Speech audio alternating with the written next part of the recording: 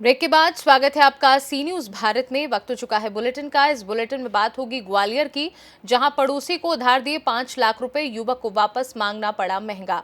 आगे बात करेंगे प्रतापगढ़ की, जहां घर के बाहर टहल रही किशोरी को तथाकथित प्रेमी अपने दोस्त की मदद से लेकर हुआ फरार।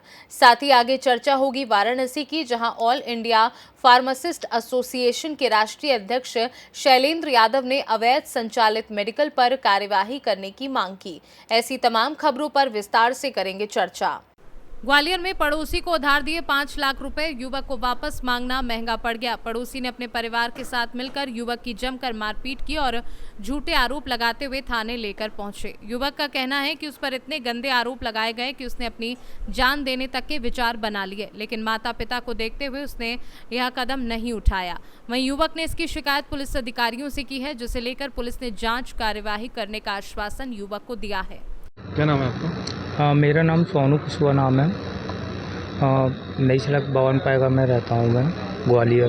क्या हुआ है आपके साथ? मेरे साथ में मैं 16 तारीख को मैं अपने शिव जी के मंदिर से घर लौट रहा था 7:50 पे। तब मेरे पड़ोस के कुछ लोग हैं, दिनेश कुशवाहा, राजेश कुशवाहा, उसकी पत्नी राजेश कुशवाहा की राधा, रागनी, और ये इस तरह से 40 लोग हैं, 20-35 लोगों का परिवार है, साथ में रहते। इन लोगों ने मेरे को घेराबंदी करके खूब मार पिटाई करी, मुझे लात घूंसे मारे, दीवार में सिर मारा, जिसकी वजह से मेरे 3 एक्सरे हुए, सिर में चोटें, ये चोटें आई हुई हैं मेरे गंभीर।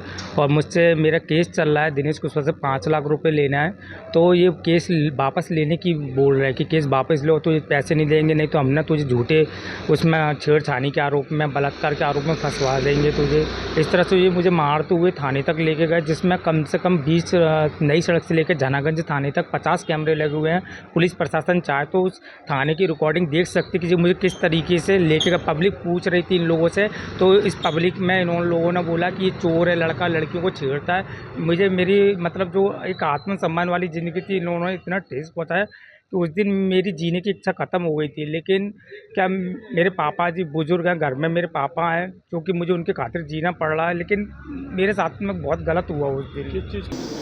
तो सभी मामले काफ़ी गंभीरता से वरिष्ठ अधिकारियों ने सुने हैं और मामलों में मौके पे ही कई बार थाना प्रभारियों को बुला के निर्देश दिए गए हैं, कई बार फ़ोन पर निर्देश दिए गए हैं, जिससे कि अगली जन सुनवाई तक ये जो समस्याएं अभी संज्ञान में आ गई हैं, इनका समाधान हो जाए और इनको दोबारा किसी भी माध्यम से अपनी शिकायत लेकर ना आना पड़े।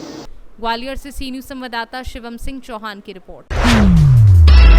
ग्वालियर में चरित्र संदेह के चलते पति ने अपनी पत्नी को मौत के घाट उतार दिया। इतना ही नहीं, हत्या के बाद उसकी लाश को एक बड़े गड्ढे के अंदर जमीन खोदकर गाड़ दिया और पुलिस के पास जाकर गुमशुदगी की रिपोर्ट दर्ज कराई।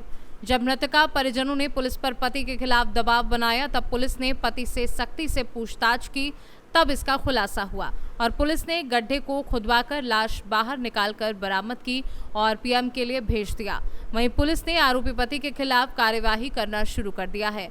गजेंद्र वर्धमान, एडिशनल एसपी ग्वालियर, का इस मामले पर क्या कहना है, आइए आपको सुनवाते हैं।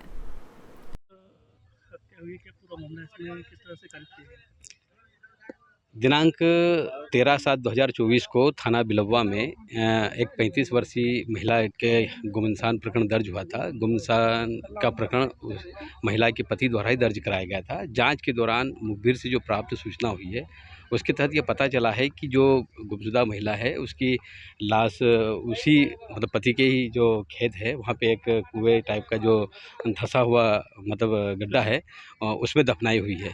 इस की तस्दीक करते हुए जब पति से पूछताछ की गई, तो पूछताछ में उसने यहाँ पर दफनाना स्वीकार किया है और चूँकि शव का उत्खनन करना कानून की प्रक्रिया के तहत मजिस्ट्रेट के आदेश के तहत किया जा रहा है, तो हमने कार्यपालिक मजिस्ट्रेट से इसकी अनुमति प्राप्त करके उनकी उपस्थिति में शव उत्खनन की कार्रवाई चल रही है। तो क्या वजह क्या बताई इसने हत्या करने की? क्या अभी फ़िलहाल चूँकि उन्होंने मृत्यु का कारण जो भी रहा है, वो तो मर्ग जांच के दौरान और पीएम के बाद ही ये तथ्य पता चल पाएंगे। लेकिन फ़िलहाल इतना तो तय है कि मृत्यु जो हुई है उसकी, जिस भी कारण से हुई है, उसकी मृत्यु को उसने छुपाया है और उसका गुमनाम दर्ज कराना, इस तरीके से पुलिस को गुमराह करके एक असत्य सूचना दी है। तो निश्चित रूप से ये बात तो तय है कि अपराध का घटित होना पाया गया है, लेकिन जो तथ्य और साक्ष्य है उसके हिसाब से हम आगे कार्रवाई करेंगे। परिजनों का आरोप है कि ये पीटर था, परेशान करता था, इसलिए कई बार शिकायत भी की उससे थाने। हम सारे तथ्यों को का पता लगाएंगे और अगर इस प्रकार के कोई आवेदन प्राप्त हुए हैं या ऐसी कोई शिकायत प्राप्त हुई तो हम उन पर भी जाँच करेंगे। किस तरीके से मानना बताया आपको? अभी फ़िलहाल उसके द्वारा कई सारी बातों को अभी गुमराह किया जा रहा है। फ़िलहाल उसने इतना बताया है कि उसने मतलब डेड बॉडी को यहाँ गाड़ा है। ग्वालियर से सी न्यूज़ संवाददाता शिवम सिंह चौहान की रिपोर्ट। प्रतापगढ़ जिले से बड़ी खबर आ रही है। घर के बाहर टहल रही किशोरी को तथाकथित प्रेमी अपने दोस्त की मदद से लेकर हुआ फरार। घर के बाहर लगे सीसीटीवी में पूरी करतूत हुई कैद। परिजनों ने लगाया किडनैपिंग का आरोप। घटना का सीसीटीवी सोशल मीडिया पर वायरल हो रहा है। पिता की तहरीर पर पुलिस ने एफआईआर दर्ज कर ली है और मामले की जांच शुरू की है। ये मामला नगर कोतवाली इलाके के शिवजीपुरम वार्ड का है। प्रतापगढ़ से सी न्यूज़ संवाददाता रोहित जायसवाल की रिपोर्ट। वाराणसी मंडल क्षेत्र में फार्मेसी मानक के विपरीत संचालन एवं रिश्वतखोरी के पनप रहे फर्जी दस्तावेज पर लाइसेंस जारी किए जा रहे हैं, जिसकी शिकायत बुधवार को एडीएम सिटी वाराणसी से राष्ट्रीय अध्यक्ष शैलेंद्र यादव ने मुलाकात कर फर्जी मेडिकल की जांच कर उचित कार्यवाही करने की मांग की। ऑल इंडिया फार्मासिस्ट एसोसिएशन के राष्ट्रीय अध्यक्ष शैलेंद्र यादव, प्रदेश अध्यक्ष धर्मेंद्र पटेल, विनोद यादव, पंकज पटेल व दीपू सिंह ने drug licence authority Prabodh Rastogi Varanasi और ड्रग इंस्पेक्टर चंद्रेश द्विवेदी जौनपुर के ऊपर आरोप लगाते हुए क्या कुछ बताया है, आइए सुनवाते हैं।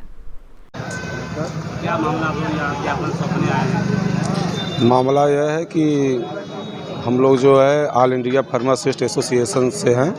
मैं उस एसोसिएशन का राष्ट्रीय अध्यक्ष हूँ। मेरे साथ प्रदेश अध्यक्ष भी हैं और तमाम हमारी टीम के लोग भी हैं। हम लोग आज डीएम साहब के यहाँ ज्ञापन देने आए थे और कमिश्नर साहब के यहाँ कि ज़िले में और मंडल में जो भी अवैध मेडिकल स्टोर चल रहे हैं, जो बिना मानक के चल रहे हैं, किसी का एरिया छोटा है तो किसी का जो है फार्मासिस्ट नहीं बैठा हुआ है, तो वो सारा अवैध रूप से डीआई और डीएलए के संरक्षण की वजह से चल रहे हैं। और प्लस हम लोग का पर्सनल एक मैटर था जिसमें जो है हमारा एक पहले से मेडिकेयर फार्मास्यूटिकल के नाम से एजेंसी थी और उसी रूम के जस्ट बगल सटे रूम में सिलोकाइन फार्मास्यूटिकल प्राइवेट लिमिटेड का आवेदन किया गया था, जिसमें डीएलए और डीआई के से उसमें कमर्शियल लाइट बिल और कमर्शियल हाउस टैक्स रसीद मांगी गई है, जो कि गलत है। क्योंकि अभी तक